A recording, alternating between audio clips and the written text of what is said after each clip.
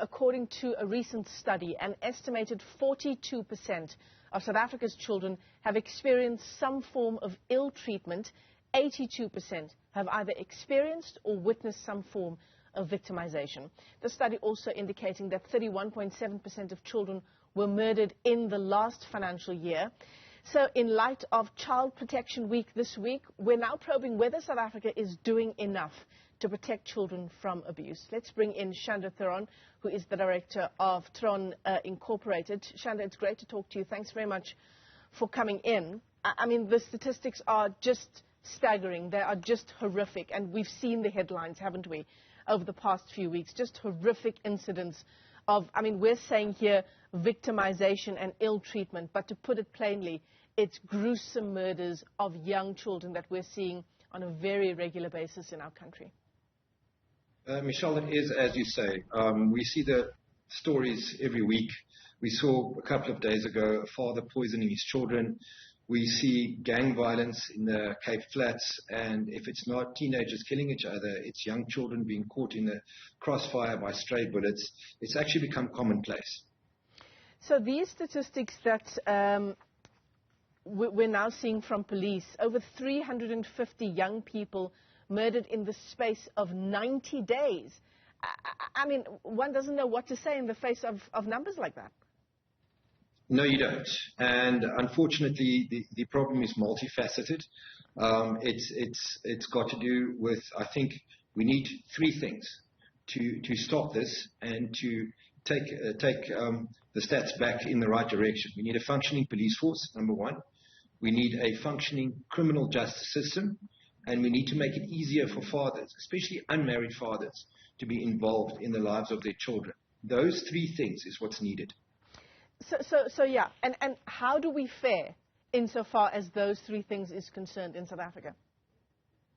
I think I'm going to call a spade and not a shovel. And even the staunchest supporters of the ruling party are now starting to use the term failed state. So, and if we look at the Shando Commission, we can see why we are where we are. I don't have to rehash those reasons, but we don't have a functioning police force. We don't have a functioning criminal justice system. And once again, not because we don't have committed people in the police or committed prosecutors. There are other problems there. And there are very, very discriminatory laws against fathers, especially unmarried fathers, who want to be involved in their children's lives. Mm-hmm. So we are not faring well on any of those departments, and we need all of them to work together to actually stop the problem. Legislative reform is what organizations like the Teddy Bear Clinic is calling for, and that's in the wake of, you know, when we find out who the accused people are in cases involving child murder, the rape of young children as well. We find that they are not first-time offenders. In many cases, some of them out on parole for similar offenses. How do we get to a stage where we are holding people responsible for gruesome crimes involving children to account so that they are never allowed to do the same thing again? A functioning police force, a functioning criminal justice system, and fathers who are involved in their children's lives. Once again, our parole system is not functioning. As you say, repeat offenders are being let out. And people who have committed heinous crimes, they are being let out to commit the same crimes again. And no one can quite understand why this is being done or how it's being allowed to happen, but it's happening. And you and I both know if somebody breaks into your house or commits a crime against you and steals something of you, the only reason you go to the police station is so you can get a case number so you can claim for insurance. You really don't have any faith that your goods are going to be recovered or the perpetrators are going to be brought to book. It doesn't happen. So, and also we have a criminal justice system, and in many cases where it involves a child victim, the child and the perpetrator are the only witnesses to the crime. And it's the DNA that links the perpetrator to the crime. And that DNA system there's a complete backlog. We've seen enough stories in the news about the DNA being contaminated, not being dealt with properly, phenomenal backlogs. And you have to weigh that against the rights of the accused to a speedy trial. Now, if the matter continuously gets postponed because the DNA system hasn't come back or the docket hasn't been properly completed, then I don't care how good the prosecutor is. At some stage, that case is going to be dismissed. Shahida Omar, who speaks on behalf of the Teddy Bear Clinic, echoing exactly what you're saying here. And she's talking about a week ago, the discovery of Bontle Mashiane's mutilated body, the 6-year-old going missing on the 30th of April.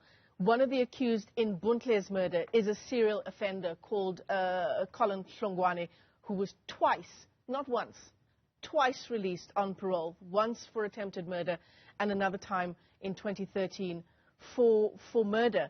I mean, the police, who we had in studio here on the AM report last week, the police minister, Behi Cele, he talks about, the police going out into the field, doing the important work of gathering evidence, of arresting the perpetrators of violent crimes.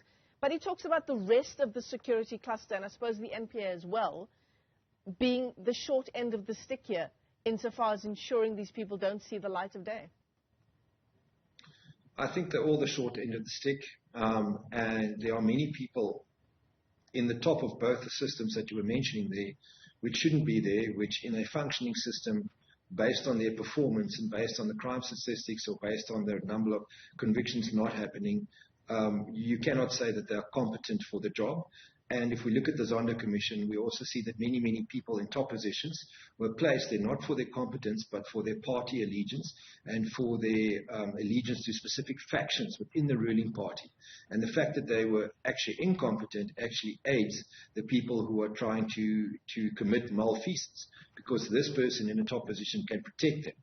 And the Shando Commission is open about that, about the scourge of cadre deployment, about the scourge of how this has collapsed systems that were previously functioning or functioning a lot better.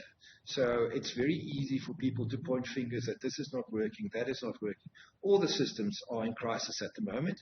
And as I say, every day I think it's getting worse, because it's becoming part of even the ANC's discourse, the term failed state.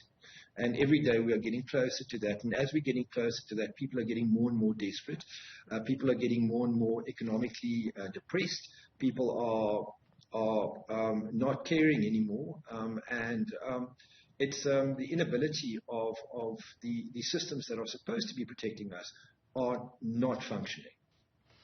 Shando, Theron, let me thank you for your time this morning, certainly echoing the sentiments of other organizations in the field, that what we need is a functioning justice system, certainly to ensure that perpetrators are brought to book and that we try and hone in the kinds of staggering numbers we're seeing involving violent crimes and children in our country.